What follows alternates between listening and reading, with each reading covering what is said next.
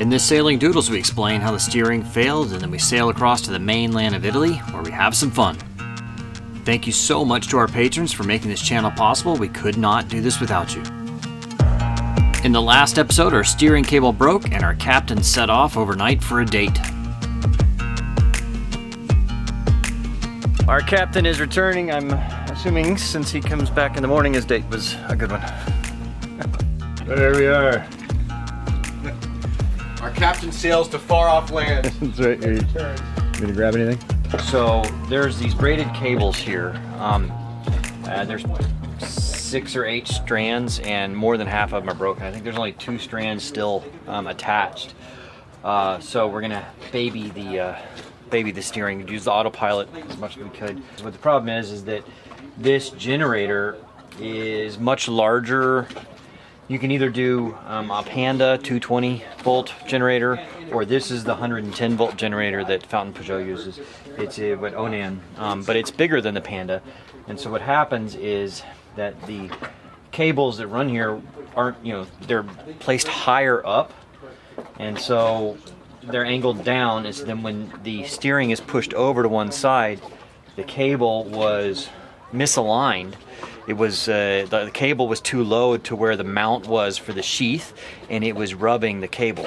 So what they've done is they've modified the whole system. Basically, they bent the little metal plate that it attaches to the steering arm with, and they've done a few other little modifications to. They've let some slack in this in the plate as well, so it can actually kind of slightly bend with it. And it's not a permanent solution, but it's one till we get a new cable, because we can't get a new cable until the middle of next week.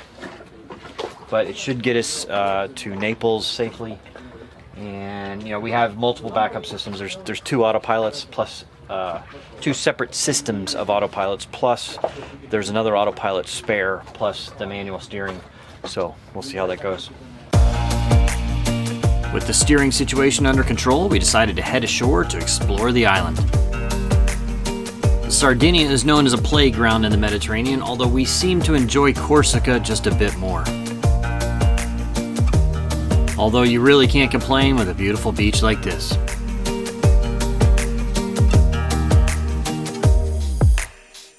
It's a pretty cool little town here, and there's also this like World War II pillbox here on the point. Kind of stink, protecting the port. After some time ashore, it was time to head back to the boat.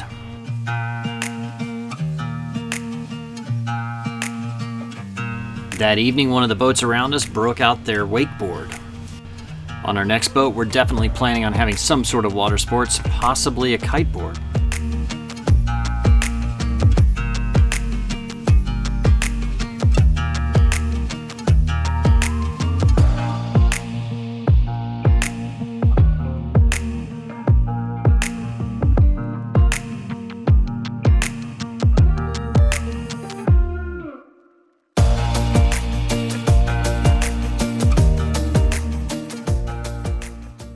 All right, so we are putting up the code 0 now? Code 0 is going up tonight, so in the morning, we're ready to go. Okay, cool, let's do it. That's how we do it, we get prepared. I guess other than the Genoa, it's probably the most versatile sail. It is, it's a fixed luff. We can go really up into the wind in light wind, but if we're bearing off, we can sail downwind and up to about 18 knots. Okay, cool, let's do it.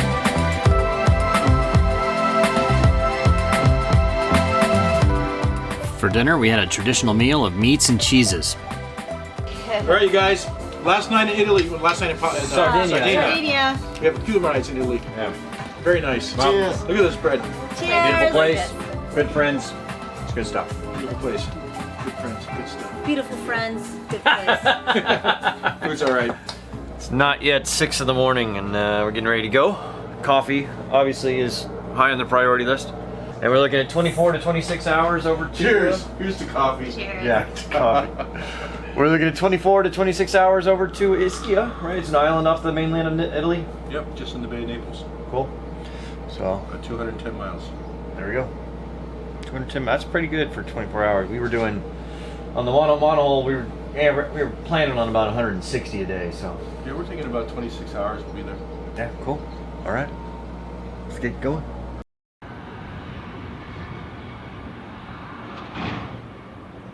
It's one of those things you don't really think about. Is that you know, the sun's rising right over there, but it only set like right over there. So I mean, you know, not very long on the horizon. You know, that means fairly far north. You don't think about how like most of Europe is like north of most of the United States. It's only the Gulf Stream, you know, the warm current of water that keeps it warmer, as warm as it is. That's why it's, you know, it was getting light at 5 in the morning and it's light until 9 at night, 9:30 at night, and it's still early June. So before dawn, we set off on an over 200 nautical mile sail.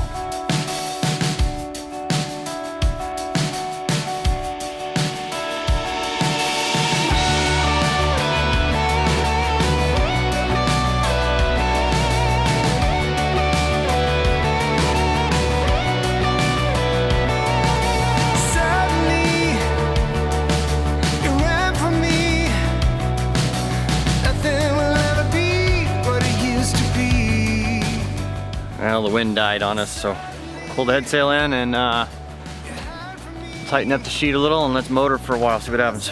There's some major thunder, so we all turned around and looked, and all the sky looks like there's going to be a big storm. There it is.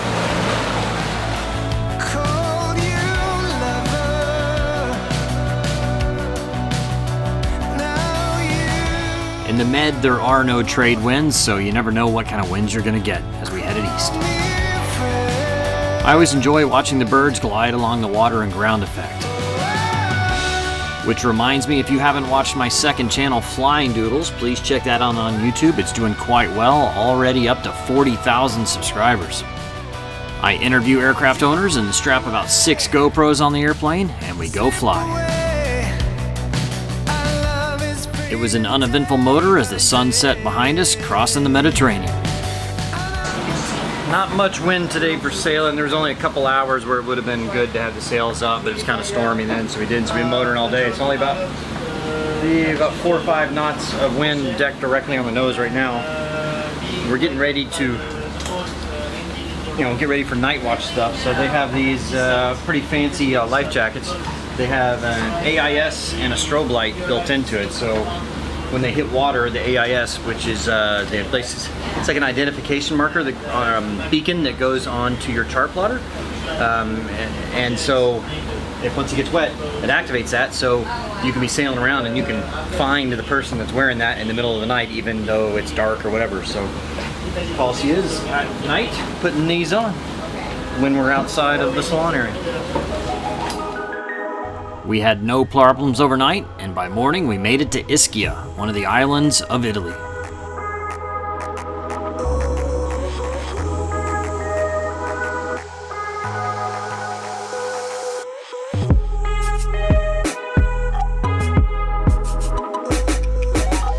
This is Ischia, Italy.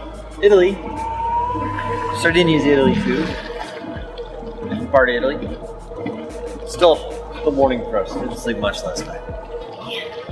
Yay, night shift. Yeah. This is worth it though. Look Yeah, what it's you woke up beautiful. to. Yeah. But you see the hillside? It's all like Yeah, the little pitched terraces out. for Yeah. like farming and stuff. Probably back in the day. Pretty cool. Definitely looks like it's built in the 50s or something. It's got that vibe too. Yeah. Well, let's fly the drone.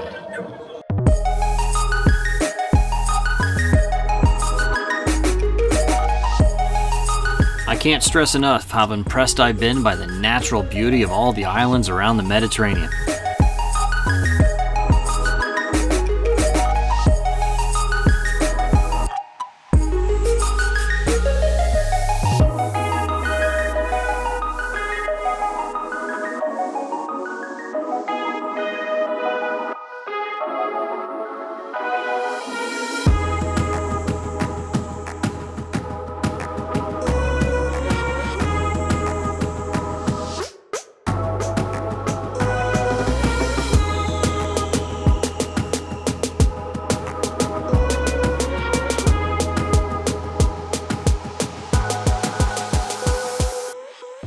Okay, Laura, we're going to open champagne because it's Sunday Fun Day. But first, a nun farting in church. You got to listen very carefully.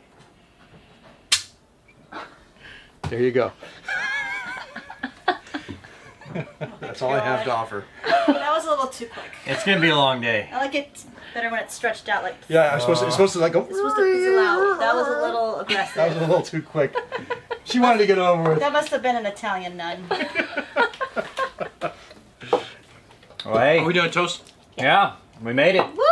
We made it. And that was the easiest crossing That was ever. the best. crossing ever. Seriously, the best crossing ever. Look at this Alright. place though too. Yeah, it's beautiful. it's I'm gonna There's we're gonna us, go guys. explore. Here's to us. Cheers. Cheers. And to you guys. Please tune in next video as we explore the island of Ischia and have an amazing time on the volcanic beaches there.